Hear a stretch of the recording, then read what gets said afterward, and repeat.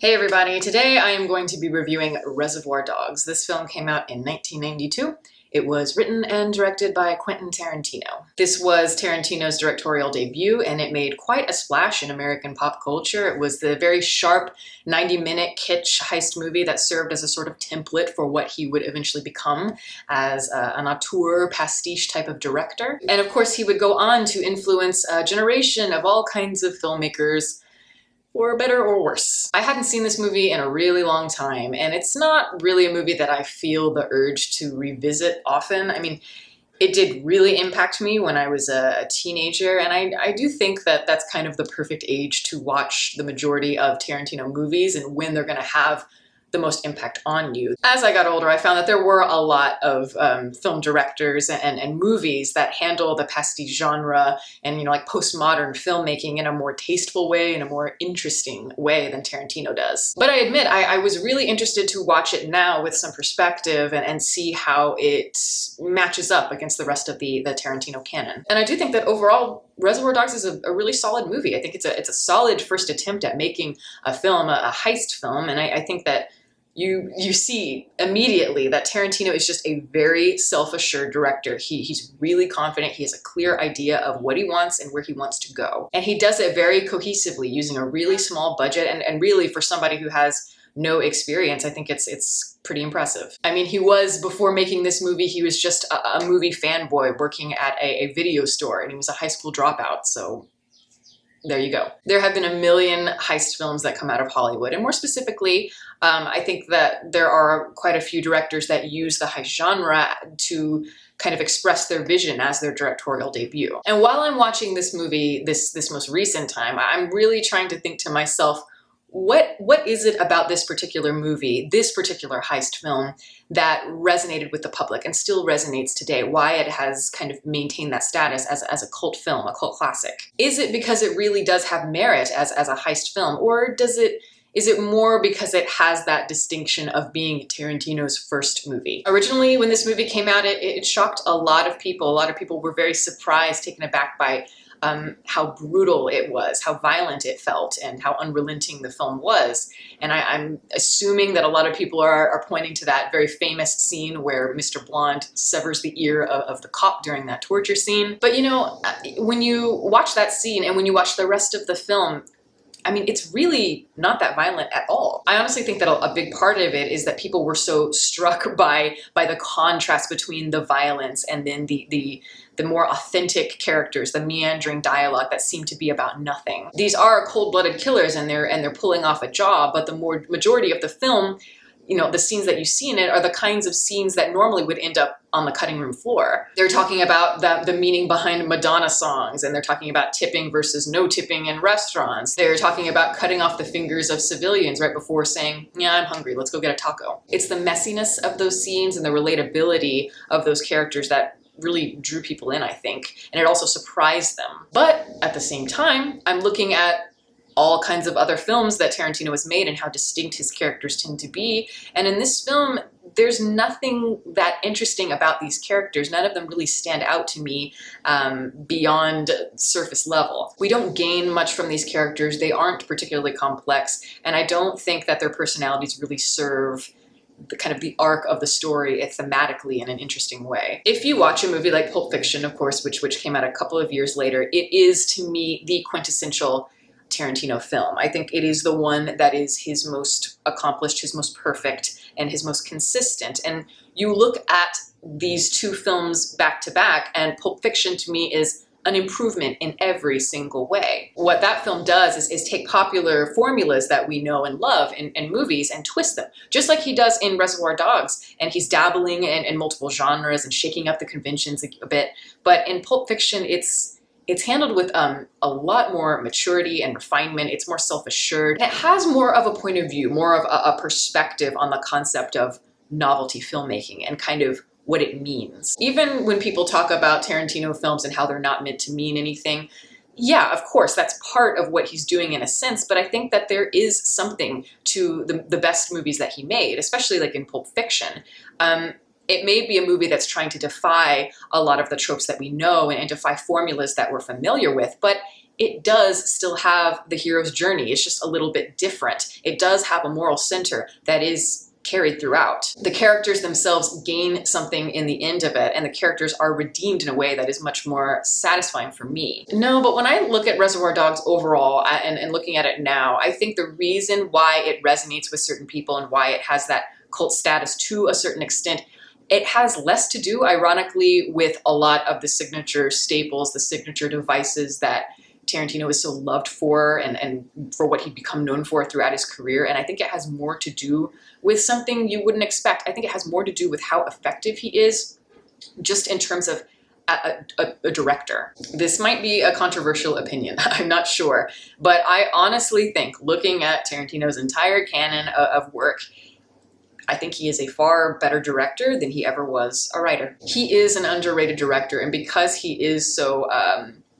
bombastic in terms of just his style, I think people tend to forget that. But watching some of these earlier movies, especially a movie like this that has no real budget, you really start to see just how good he is at creating tones. He just has those directorial instincts, obviously, from growing up watching tons and tons of movies throughout his childhood. He knows where to put the camera to convey the perfect amount of tension, and surprisingly, it's never overdone. Almost every shot in this movie felt just right to me. I think that he knows exactly when to create the realism and also when to convey the humor as well as the tension and all of these different things. And I've said this before, he can do all of that. He can go from being really intense to kind of quirky and funny and off-putting, and he can do all of these things in one scene, and it's completely convincing. You never feel that he's having to work to create that in terms of what he's doing with the camera. And it's his direction that makes him so good at making people think that a movie is more violent than it actually is. We remember the violence because of how well he draws out the tension, how well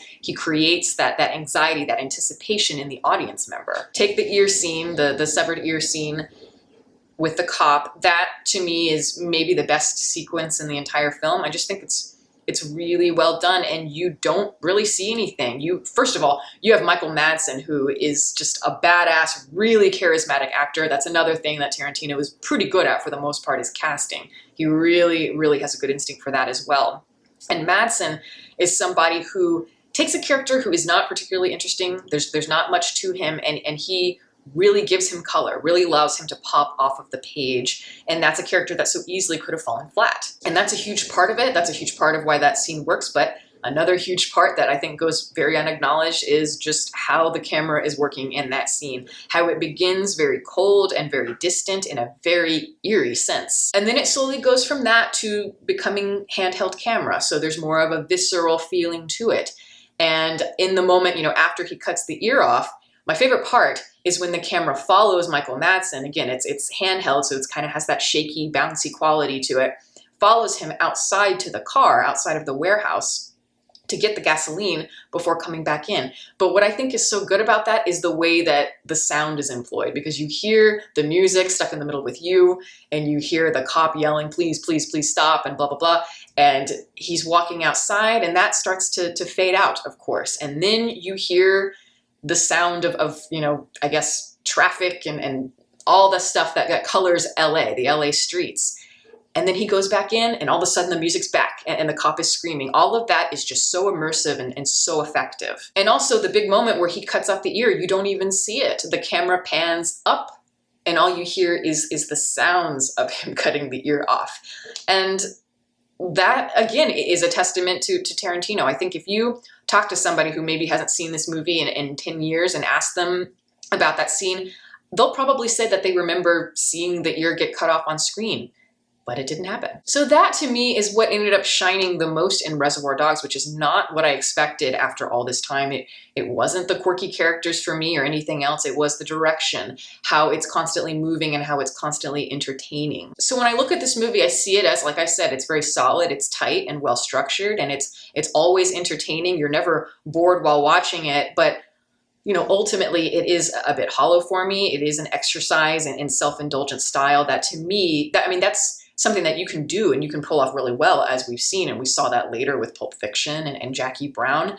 But here it lacks a bit of that wit and that nuance, even if the intent of it is to be very kitsch and very pulpy. I think that the best films that Tarantino made take that novelty aspect and he builds upon it. He kind of becomes inspired by it, takes those ideas and subverts the cliches in a way that allows you to look at it in a new way, in a refreshing way. One of the ways he likes to do that, of course, and he does this in almost every movie he's done, is to completely jumble up the linear structure. And he does that in this movie too, where, you've got the heist taking place, or the aftermath of the heist, I should say. And in between the big moments, there are flashbacks where you get to see kind of a little bit of the backstory of the characters. So it's going from flashback back to the warehouse, flashback back to the warehouse. But even in those flashbacks, the majority of them don't really resonate with me and they don't stick out to me because there isn't much pathos. It doesn't really flesh out the characters in any way that is interesting or that resonates. And when they're all killed in the end,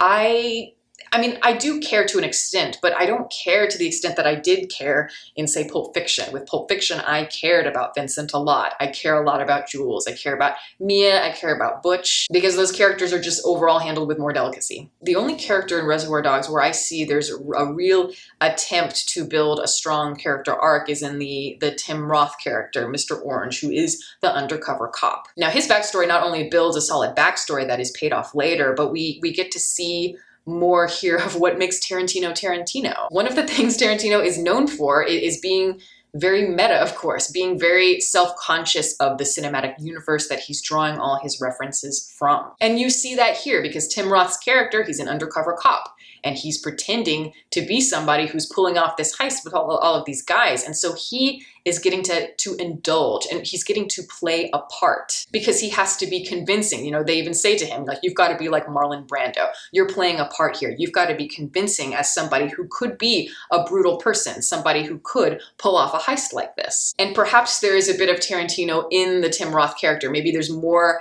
of him in this character than any other, in the sense that maybe he gets kind of seduced by the idea of being able to perform something. He's seeing like that the idea of pulling off a heist is maybe glamorized and maybe a bit theatrical. And you see with Mr. Orange, you see in his apartment, he's got all of these posters and he's talking about comic books. And so there is a bit of the sensationalism that he is thrilled by. And the idea of romanticizing these people in a certain way, having that tragedy that happens later on, I think that's really an interesting idea. I wish that they had taken that part of it and really pushed it further. I wish they had followed him more, followed that flashback more throughout the film. It's that sequence, it's the commode story sequence that to me has the most of Tarantino in it. It has the most of Tarantino's philosophy, the romanticism of popular fable, juxtaposed with all of that brutality. It's only hinted at, but I'm much more inclined to give him a pass on this one because it is his first movie, so he has a lot to build on. It's all right that he's sort of feeling out the genre and feeling out his style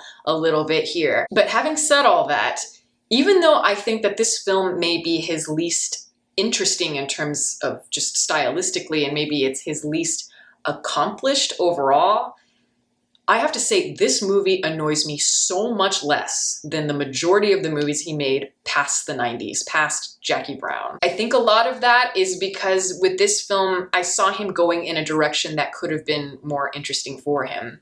He is slightly more subtle, if it's possible to say that Tarantino is subtle in any way. It's more subtle in terms of the pastiche aspects of it. It feels more subtextual. It's less on the surface, and it doesn't feel so obnoxious and so much of a caricature as it became later. I feel like he had a good idea of where he wanted to go and then sort of lost his way and became too enamored with the smoke and mirrors of things. And it does feel kind of masturbatory rather than anything that is clever or interesting. I know I say this, I feel like, way too often about other people, but I think you can say this absolutely for Tarantino, at least I feel that way in terms of my opinion. I just feel like he became a victim to his own style. If it's not too bold to say, I do think that his head is so far up his own ass at this point that he's kind of lost perspective from the outside. And he's regressed more into what is easy. And that is lazy to me, that's safe, especially when you've built a reputation around being rebellious and subverting genre cliches and making them fresh earlier in your career. Even if I'm not the biggest fan of Reservoir Dogs, and I do find it, even though it might be well done, it's kind of ultimately hollow, I do think that there's something about it that's interesting, that has promise, where he has his foot kind of planted in both worlds. He has his foot planted in one universe, kind of the cinematic universe that he's referencing and all of this. And then he's got another foot in a world that is more, it's about realism. It's more about authenticity. And I think that having that is why it resonates, or why it would resonate with me. And it's that juxtaposition that has the weight. It gives you something to build on in terms of perspective. Unlike movies like Kill Bill, where the sensationalism feels kind of just more like a teenager's wet dream that he's always wanted to fulfill. It's just that only now he was given the budget for it. I feel the same way about a film like Inglourious Basterds. That's a film that I really liked when I was maybe 19 years old when it came out. But now when I look at it, I have a lot of issues with it. There have been films that take a historical event, a dark historical event like the Holocaust, and really make something of it. Maybe through pastiche as well as farce, and turn it into an interesting, very witty political commentary. But here it just feels like sensationalism for the sake of sensationalism, and not even particularly clever sensationalism. It feels juvenile, and ultimately when you watch it all the way through, it is so tonally muddled, morally as well as in terms of tone, and it drains it of a lot of the sophistication and what it could have been in terms of meaning and cohesion. And so watching Reservoir Dogs, I sort of started looking at all of his films and where he is, where he started and where he is now. And I start to wonder, I've thought about this a lot. I do struggle with whether or not I think Tarantino, his influence has been a good thing for cinema. I know his career isn't over yet, so I'm not gonna comment on that until I have a bit of perspective, but having experienced the journey thus far and returning to Reservoir Dogs, I have, kind of mixed feelings on his career, and mixed feelings just on that film, on the film Reservoir Dogs just alone. As I said, in some ways it's his least interesting in terms of style, and yet here I do see promise and I see potential that it kind of makes me sad because of where he ended up. I think he could have developed into somebody who really was thoughtful about the way that he uses kind of postmodern filmmaking, but instead he became more of just kind of a trigger-happy egotist, and he's placing his focus on the wrong things. And again, this is just my opinion. This is kind of just how I feel. I know a lot of people disagree with me. So yeah, I mean, when I watch this movie, it's kind of like I wish, it makes me yearn for a Tarantino, a potential Tarantino that I don't get to see very often anymore. I mean, I'm not saying I haven't seen it at all. There have been moments where I found some of his films interesting. I actually really liked Hateful Eight. That felt more like a return to form. So maybe there's hope, but time will tell, and we'll see. And that is my review. Thank you all for listening. All of my social media information is below. You can watch more videos here, and you can subscribe if you would like to. Catch you next time.